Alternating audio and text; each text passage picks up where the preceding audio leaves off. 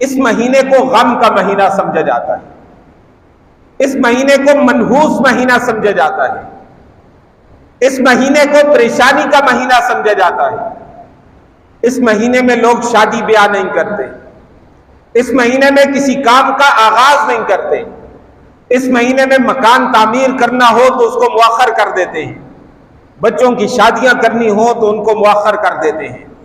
اور اسے سوگ کے طور پر، غم کے طور پہ مناتے ہیں۔ یاد رکھیے یہ ساری کی ساری چیزیں من گڑت ہیں، یہ ساری کی ساری چیزیں بے اصل ہیں۔ ہماری شریعت کے اندر ایسی چیزوں کا کوئی وجود نہیں ہے۔ سال کے 12 مہینوں میں کوئی مہینہ منحوس نہیں، سال کے 12 مہینوں میں کسی مہینے میں شادی بیاہ کی ممانعت نہیں، سال کے 12 مہینوں میں سے کسی مہینے کے اندر کسی کام کے شروع کرنے کی کوئی ممانعت نہیں ہے۔ ہاں اتنی بات ہے کہ اس مہینے میں واقعہ کربلا پیش آیا، اور اس میں کوئی شک نہیں کہ واقعہ کربلا تاریخ انسانیت کا انتہائی المناک واقعہ ہے، اور سرور دو جہاں صلی اللہ علیہ وسلم کے محبوب نواسے، آپ کے پیارے نواسے، سرور دو عالم صلی اللہ علیہ وسلم کو حد سے زیادہ محبوب، اتنے محبوب کہ جنہیں حضور اپنی پشت پر بٹھا کر سواری کے طور پر چلتے ہیں، جو رسول اللہ صلی اللہ علیہ وسلم نماز کی حالت میں وہ کندھے پہ آ کر بیٹھتے ہیں، آپ ان کی وجہ سے سجدہ لمبا کر دیتے ہیں، جنہیں رسول اللہ اپنے سینے سے لگاتے ہیں، جن کے چہرے اور رخسار پہ رسول اللہ صلی اللہ علیہ وسلم بوسے دیتے ہیں، پیار کرتے ہیں، جن کے بارے میں سرور دو جہاں فرماتے ہیں ہما رعانتیا، کہ یہ دونوں میرے پھول ہیں، ہما رعانتایا، یہ دونوں حسن و حسین میرے پھول ہیں، انہیں پھول سے تعبیر کرتے ہیں،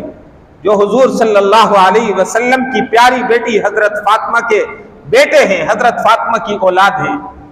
وہ کربلا میں حضرت حسین رضی اللہ تعالیٰ عنہ شہید ہوئے، یقیناً المناک واقعہ ہے، لیکن ہمیں ہمارا مذہب شہادت پر اور اس عظیم نعمت کے حصول پر غمزدہ ہونا، سوگ منانا، پریشان ہونا، ماتم کرنا، نوحے کرنا، ہمارا مذہب ہمیں اس کی تعلیم نہیں دیتا۔ ہمیں تو شہادت غیرت سکھاتی ہے، ہمیں تو شہادت دین پر استقامت سکھاتی ہے، ہمیں تو شہادت یہ بتاتی ہے کہ مسلمان غیور ہوتا ہے، مسلمان جری ہوتا ہے، مسلمان بہادر ہوتا ہے، وہ بزدل نہیں ہوتا، وہ واویلا نہیں مچاتا، وہ چیختا چلاتا نہیں ہے، وہ آہوزاری نہیں کرتا، وہ تو اس عظیم شہادت کو اپنے سر کا تاج سمجھ کر، فخر سمجھ کر قبول کرتا ہے، کیونکہ یہ وہ عظیم سعادت ہے جسے سرور دو جہاں نے اپنی ذات کے لیے مانگا تھا۔ اس لیے شہادت کا یہ واقعہ ہمیں غیرت کا درس ضرور دیتا ہے، حضرت حسین کا واقعہ ہمیں اپنے عقیدے پر پختگی کا درس ضرور دیتا ہے، حضرت حسین کا واقعہ ہمیں دین اسلام کے لیے کٹ مرنے کا جذبہ ضرور سکھاتا ہے، حضرت حسین کا واقعہ ہمیں سرور دو جہاں کی تعلیمات پر کٹ مرنے کا جذبہ ضرور سکھاتا ہے، لیکن ہمیں بزدلی اور ہمیں چیخنا چلانا پیٹنا اور ماتم کرنا نہیں سکھاتا۔ تاریخ اسلام میں کوئی ایک دو شہید تو نہیں، بڑی دردناک شہادتیں ہمیں ملتی ہیں۔ ہمیں تو ایسے افراد بھی ملتے ہیں کہ جنہیں تیل کے ابلتے اور کھولتے ہوئے کڑاہوں میں ڈال دیا گیا، اور دیکھتے ہی دیکھتے ان کی ہڈیاں الگ ہو گئی اور ان کا گوشت الگ ہو گیا۔ ہمیں تو حضرت حمزہ کا وہ جسم بھی ملتا ہے کہ جن کے جسم کے ٹکڑے کر دیے گئے، جن کا کلیجہ نکال دیا گیا، ہاتھ پاؤں کاٹ دیے گئے، آنکھیں نکال دی گئی۔ ہمیں تو ایسے واقعات بھی ملتے ہیں کہ صحابہ کرام کو ٹکڑے ٹکڑے کر دیا گیا، آگ میں جلا دیا گیا، لیکن یہ سارے کے سارے واقعات ہمیں غیرت سکھاتے ہیں، یہ بتاتے ہیں کہ دین اسلام، مذہب، عقیدہ اور نظریہ یہ اتنی قیمتی چیز ہے کہ اس کے لیے اپنی جان دینی پڑ جائے، جان دے دی جائے، لیکن اپنے موقف نظریے عقیدے پر سودے بازی نہ کی جائے۔ اس لیے یہ چیز ہمیں سوگ نہیں سکھاتی، ہمیں شریعت تو اپنے قریبی سے قریبی شخص،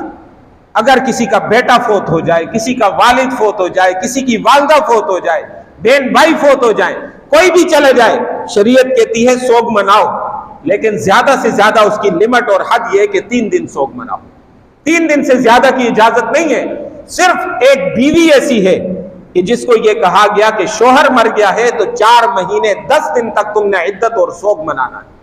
لیکن اس کے علاوہ کسی اور کے لیے جائز نہیں ہے۔ یہ کیسا سوگ ہے؟ 1400 سال گزر گئے، سن 61 ہجری کا واقعہ ہے اور ابھی تک وہ سوگ ختم نہیں ہوتا۔ یہ سوگ نہیں ہے، یہ ان کے مقام اور مرتبے کو کم کرنا، ان کی شان میں گستاخی کرنا اور اس کی آڑ میں اسلام کی مقدسات پر حملے کرنا اور دین اسلام کی بنیادی شخصیات کو ہدف تنقید بنانا۔ اس سوگ کی آڑ میں اصل مقصد وہ ہوتا ہے، اوپر لبادہ اس سوگ حسین کا چڑھا دیا جاتا ہے۔ اس لیے ہمارے ہاں اس کی کوئی حیثیت نہیں۔ حضرت حسین ہمارے ایمان کا جز ہیں، حضرت حسین ہماری عقیدت کا محور ہے، حضرت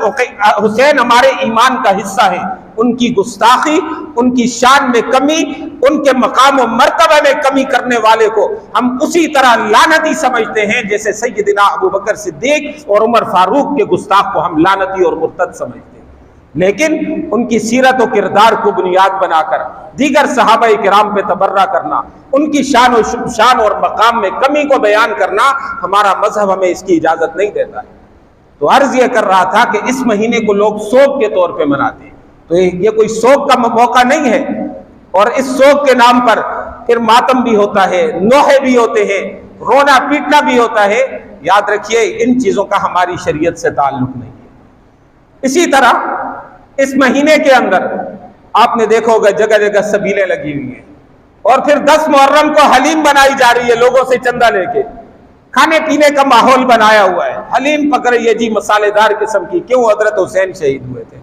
حضرت حسین بھوکے پیاسے تھے، ہم یہاں جو ہے جام شیری اور دودھ ڈال کے شربتیں بنائیں اور اسے پیئیں اور عشق حسین کا نام لے لیں، یہ ساری من گڑت چیزیں ہیں۔ اللہ کے نام پر ایصال ثواب کرنا یہ باعث ثواب ہے، اللہ کے نام پہ صدقہ و خیرات کرنے کا اجر ہے، وہ صدقہ و خیرات کیا جائے، لیکن اس کو ان 2-3 دنوں کے ساتھ خاص نہ کریں۔ اللہ جب بھی توفیق دے آپ بریانی بنا کے تقسیم کریں، آپ حلیم بنا کر تقسیم کریں، آپ لوگوں کو پانی پلائیں، آپ مستقل کسی چوک چوراہے میں پانی کا کولر لگا دیں، اللہ کی رضا کے لیے کریں، انشاءاللہ اس پر اجر ہوگا۔ لیکن ان ایام میں خاص طور پر ایک مخصوص طبقے کی مشابہت اختیار کر کے اگر یہ کام کریں گے تو یہ گناہ ہوگا۔ اس مخصوص طبقے کے ساتھ مشابہت کی وجہ سے ہماری شریعت اس کی اجازت نہیں دیتی۔